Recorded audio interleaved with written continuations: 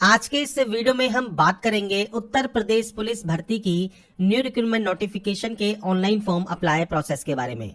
तो यहाँ पर फ्रेंड्स ये नोटिफिकेशन है, ये आपके पुलिस उप निरीक्षक गोपनीय, पुलिस सहायक उप निरीक्षक लिपिक एवं पुलिस सहायक उप निरीक्षक लेखा के पदों पर सीधी भर्ती है, जिसमें पदों की संख्या है आपके 921 और आवेदन की जो लास्ट डेट है वो है 28 जनवरी 2024।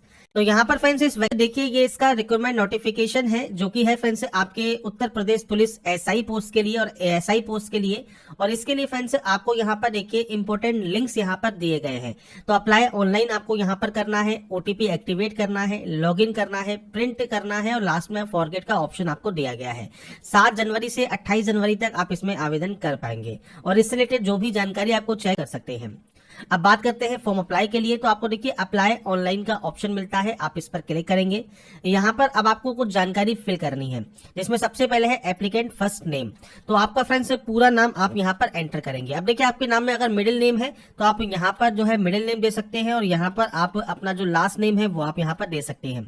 या फ्रेंड्स अगर आप चाहें तो मिडिल नेम को जो है वो आप यहाँ पर भी दे सकते हैं। तो आपको यहाँ पर फ्रेंड्स मल्टीपल ऑप्शन यहाँ पर है आपके साथ, तो आप यहाँ पर जैसे भी अपने नाम को एंटर करना चाहे कर सकते हैं। बस ये ध्यान रखिएगा पूरा नाम जो है वो आपको यहाँ पर इस सेक्शन में एंटर करना है। तो आपका फर्स्ट नेम, मिडिल नेम और लास्ट नेम आपको यहाँ पर एंटर करना होगा। आपका डीओबी क्या है, डेट ऑफ बर्थ क्या है, तो आप इस कैलेंडर पर जाएंगे। यहाँ से आपका जो भी डेट ऑफ बर्थ है, डेट, मंथ एंड ईयर वो आप सेलेक्ट कर लेंगे। यहाँ पर है आपका नेक्स्ट ऑप्शन जो कि है फादर नेम का, तो फादर नेम आपको देना है। इसके बाद आपको आपका जो मदर नेम है वो आपको यहाँ पर प्रोवाइड करना है। इसके बाद आपको आपका जेंडर सेलेक्ट करना है, मोबाइल नंबर और मेल आईडी आपको एंटर करनी है।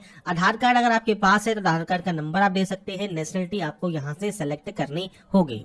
इसके बाद फ्रेंड्स आपसे पूछता है आप उत्तर प्रदेश के मूल निवासी हैं। अगर आप नहीं है मतलब अदर स्टेट कैंडिडेट है तो आप सिंपली यहाँ पर नो करेंगे, आपका डोमिसाइल स्टेट सेलेक्ट करेंगे और कैटेगरी ओनली आपकी जनरल रहेगी और आप यहाँ पर जो है आगे के फॉर्म को फिल कर सकते हैं। अगर आप यूपी के निवासी हैं उस कंडीशन में आप यहाँ पर यस करेंगे।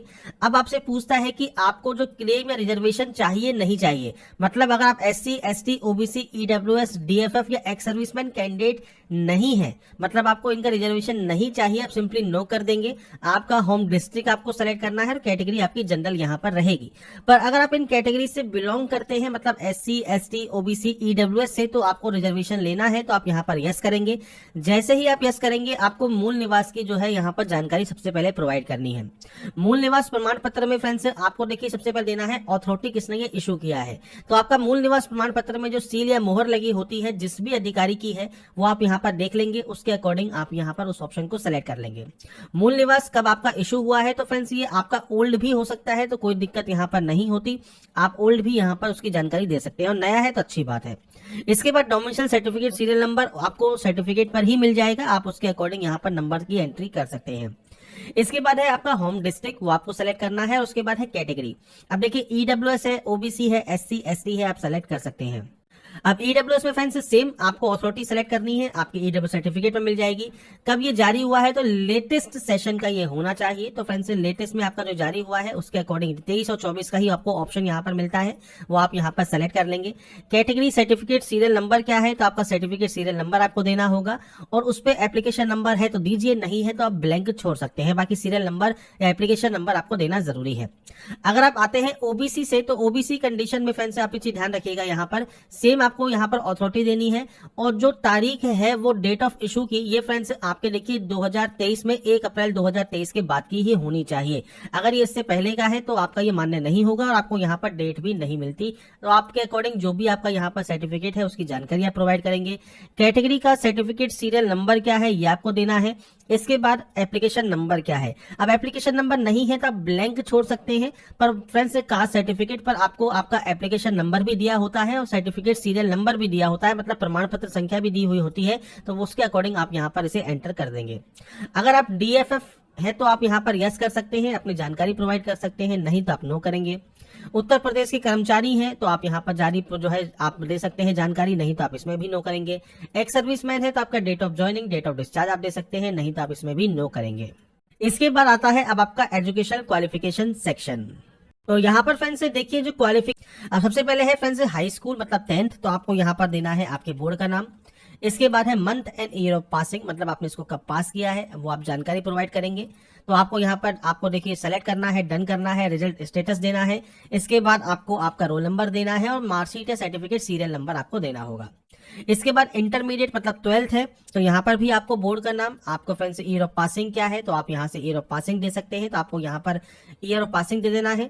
इसके बाद सेम आपका वही ऑप्शन है, आपके पास है या नहीं है वो आपको जानकारी देनी है, आपका रोल नंबर कितना है, इसके बाद आपका सर्टिफिकेट सीरियल नंबर कितना है। इसके बाद फ्रेंड्स नेक्स्ट ऑप्शन आता है आपकी ग्रेजुएशन या उसके इक्विवेलेंट का। तो देखिए बैचलर डिग्री आपके पास कॉमर्स में है, अदर बैचलर डिग्री है इन कॉमर्स, मतलब बैचलर डिग्री इन कॉमर्स के अलावा कोई अदर डिग्री है, एनी अदर बैचलर डिग्री है या उसके अदर इक्विवेलेंट बैचलर डिग्री आपके पास यहाँ पर है, तो आपके पास इनमें से जो भी क्वालिफिकेशन है तो आप इनमें से सेलेक्ट कर सकते हैं।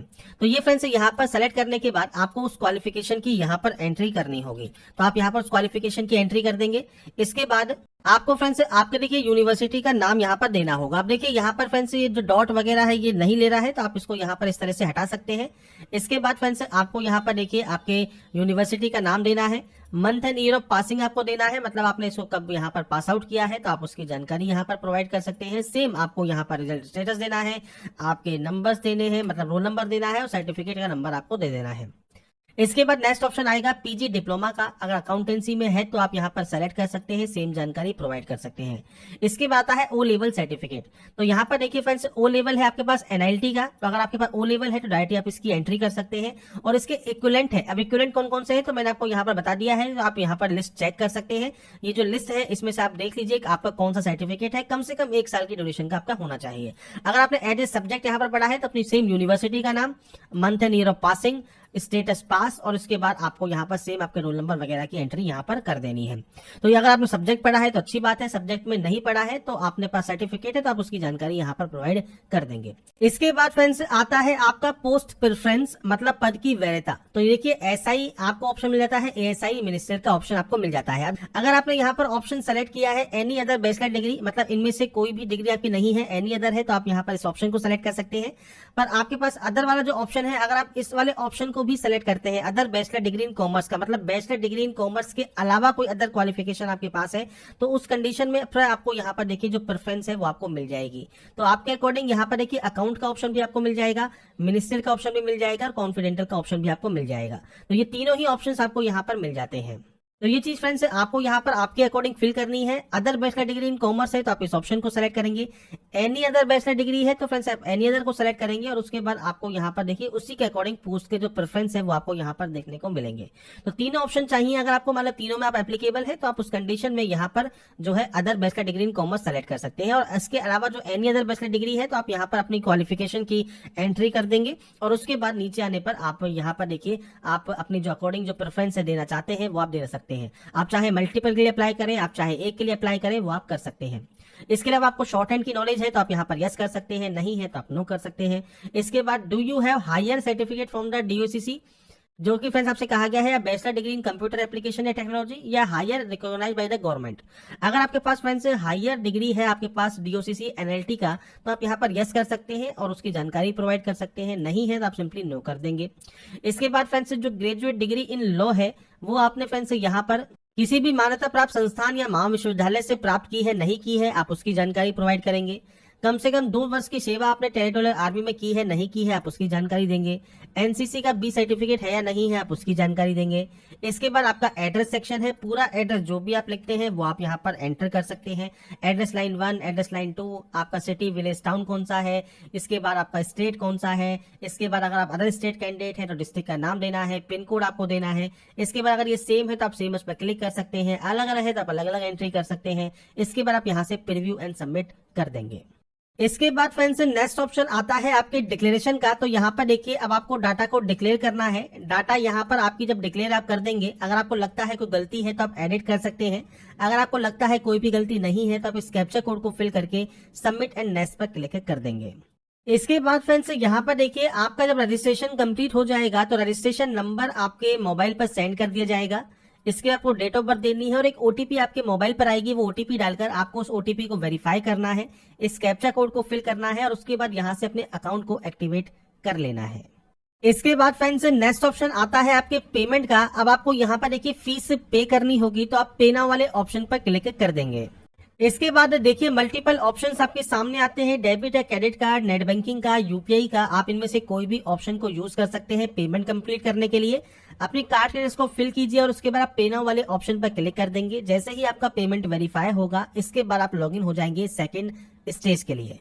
इसके बाद फ्रेंड्स नेक्स्ट ऑप्शन आता है फोटोग्राफ सिग्नेचर डॉक्यूमेंट अपलोड का। तो देखिए आप फ्रेंड्स आपके डिजी लॉकर है उसके माध्यम से भी आप अपलोड कर सकते हैं। आप सिंपली आप यहाँ पर अपनी फोटोग्राफ सिग्नेचर को स्कैन कर सकते हैं और स्कैन करने के बाद अपलोड कर सकते हैं।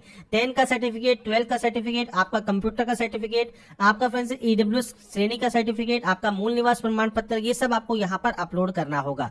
साइज आपको दिया गया है जैसे जेपीजी या पीएनजी फॉर्मेट में, वो आपको यहाँ पर ब्राउज पर क्लिक करके फाइल को सेलेक्ट करना है, यहाँ पर अपलोड कर देना है। जब आप यहाँ पर डॉक्यूमेंट्स को अपलोड कर देते हैं, इसके बाद प्रीव्यू चेक कर लेंगे और उसके बाद फाइनल सबमिट एंड नेक्स्ट पर क्लिक कर देंगे, जिससे आपका फॉर्म यहाँ पर फाइनल सबमिट हो जाएगा। तो यहाँ पर फ्रेंड्स डॉक्यूमेंट्स को अपलोड करने के बाद जो आपका प्रिंट आउट है वो सेव करके अपने